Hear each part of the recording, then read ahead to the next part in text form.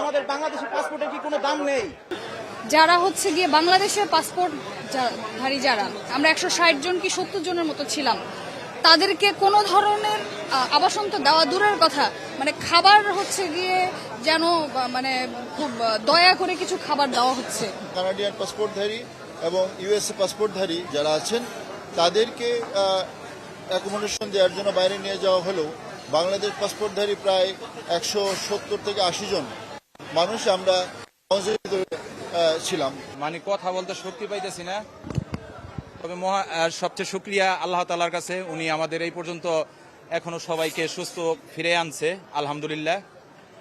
সবচেয়ে বড় কথা, আমরা বৃহস্পতিবার রওনা দিছি টরন্টো থেকে, 6 তারিখে রওনা দিছি। আমরা বাসা থেকে প্রায় বৃহস্পতিবার 6টা বাজে রওনা দিছি, সকাল 6টা বাজে। কিন্তু আজকে রবিবার, আপনারা দেখতে পাচ্ছেন যে আমি শেভ হয়ে বাসা থেকে ক্লিন শেভ হয়ে বের হয়েছি, আজকে দাড়ি হয়ে গেছে বাংলাদেশে আসতে আসতে। তবে বিমানের ক্রুরা খুব ভালো ছিল, বাংলাদেশ বিমানের ক্রুদের আমরা অনেক সহযোগিতা পেয়েছি। ইটালিতে খুব খারাপ অবস্থা ছিল, এখানে আমাদের মাননীয় প্রধানমন্ত্রীর কাছে আমাদের একটা আবদার থাকবে, কারণ তিনি তার প্ল্যান নিয়ে দেশকে এগোতে চাচ্ছে। তিনি বলেছে আই হ্যাভ এ প্ল্যান, আমরা তার শুভকামনা করি। একটা জিনিস যেটা বৈষম্য, আমাদেরকে ওইখানে একটা বৈষম্য করা হয়েছে, যেটা ওইখানে যাদের কানাডিয়ান এবং আমেরিকান পাসপোর্ট দাঁড়িয়ে ছিল 80 জনকে তারা হোটেলে দিয়েছে, এবং আমাদের 170 জনের মতো আমাদেরকে 2 দিন 2 রাত এই এয়ারপোর্টের নিচে রাখা হয়েছিল। কেউ বিছানায় ঘুমাইছে, কেউ চেয়ারে ঘুমাইছে, বিছানায় ঘুমাইতে পারে নাই, যেমন শুয়ে ছিল করছে, কেউ চেয়ারে বসে ছিল।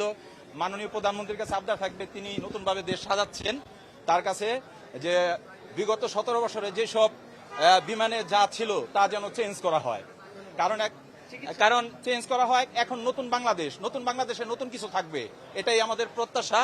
কারণ পুরান কিছু আমরা দেখতে আর চাই না।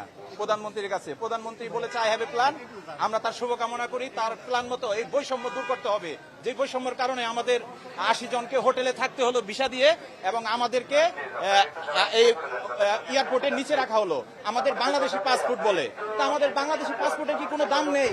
আমাদের বাংলাদেশি পাসপোর্টকে প্রধানমন্ত্রী সবার কাতারে রাখবে, সেটাই আমাদের প্রত্যাশা। খুব অসুস্থ, কারণ আমাদের 96 ঘন্টা পার হয়ে গেছে টরন্টো থেকে রওনা দেওয়ার পর। এখন আমরা এইখানে আসছি, অনেক খাবার ইতালির খাবার খাইতে পারে নাই, কারণ আমাদের অভ্যস্ত না ইতালির ওই খাবার খেয়ে।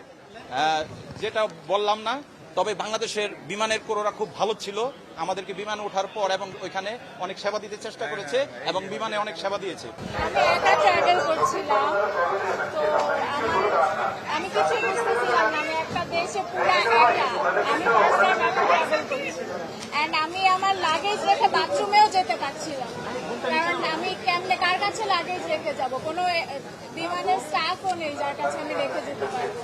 তো আমাদেরকে প্লেন থেকে 8 ঘন্টা বের হতে দেয়নি, কোনো এয়ার ভেন্টিলেশন ছিল না, আমি এমনি ভয় পাচ্ছি, অনেক কষ্ট হয়েছে। প্লেন থেকে নেমেও আমাদের 6 ঘন্টা কোনো স্টাফ আসেনি। আমি কার কাছে লাগেজ রাখবো, আমি কার কাছে কন্ট্যাক্ট করে জানাবো যে আমি একা একটা দেশে, কোনো ইয়েই ছিল না। আর কোনোভাবেই 2 দিন চেয়ারে ঘুমায় দেওয়া, এটা কোনোভাবেই স্বাভাবিক হতে পারে না। খাবার দাবার পেয়েছেন কিনা? খাবার পেয়েছি, কিন্তু খুবই একটা লাঞ্চ এবং একটা ডিনার পেয়েছি, এবং 1 স্লাইস পিৎজা এন্ড খুবই ড্রাই একটা পিৎজা ছিল, কোনোভাবেই ওইটাতে সম্ভব না ছিল, নিজেরাই করে কিনে খেয়েছি।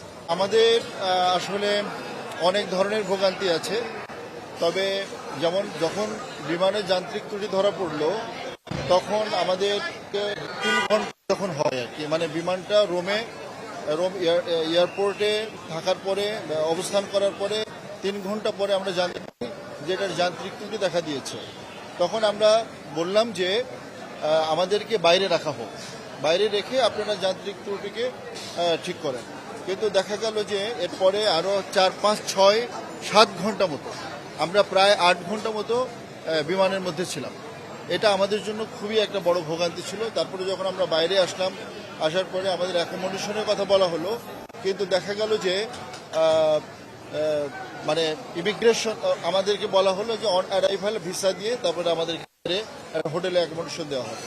কিন্তু সেখানে কানাডিয়ান পাসপোর্টধারী এবং ইউএসএ পাসপোর্টধারী যারা আছেন তাদেরকে অ্যাকোমোডেশন দেওয়ার জন্য বাইরে নিয়ে যাওয়া হলেও বাংলাদেশ পাসপোর্টধারী প্রায় 170 থেকে 80 জন মানুষ আমরা লাউঞ্জের ভিতরে ছিলাম এবং লাউঞ্জ এবং এয়ারপোর্টের ভিতরে আমরা বিভিন্নভাবে মেঝেতে বা ফ্লোরে আমরা বিভিন্নভাবে আমরা এই প্রায় 30 ঘন্টা মতো 24 ঘন্টা মতো আমরা এখানে অবস্থান করেছি। এটা একটা চরম ভোগান্তি। আমাদের এখানে শিশুরা ছিল, তারপরে অনেক বৃদ্ধ বয়স্ক মানুষ ছিল, অসুস্থ রোগী ছিল, এমনকি ভিতরেও এবং এয়ারপোর্টের ভিতরেও অনেকে অসুস্থ হয়ে গেছে, তাদেরকে ট্রিটমেন্ট প্রাথমিক সেবা দেওয়া হয়েছে, এমনকি বিমানে ওঠার পরেও তাদের অনেকে অসুস্থ হয়ে গেছে। গরমের মধ্যে দাঁড়া করায় রাখলো এবং সেখানে মানে ঘেমে আমাদের অবস্থা খারাপ। উপরে ওঠা যাবে না, কোথায় নিয়ে যাবে, কোন চিপার মধ্যে রাখতেছে, আবার লাগেজ টাগেজ সব চেক করে। এই তো মানে বাংলাদেশ বিমানের অব্যবস্থাপনার মানে আমি কি বলবো আর, মানে আমাদের খুবই কষ্ট হয়েছে, খুবই কষ্ট হয়েছে। এবং যারা হচ্ছে গিয়ে বাংলাদেশের পাসপোর্ট ধারী যারা, আমরা 160 জন কি 70 জনের মতো ছিলাম, তাদেরকে কোনো ধরনের আবাসন তো দেওয়া দূরের কথা, মানে খাবার হচ্ছে গিয়ে যেন মানে খুব দয়া করে কিছু খাবার দেওয়া হচ্ছে, এরকম অবস্থা।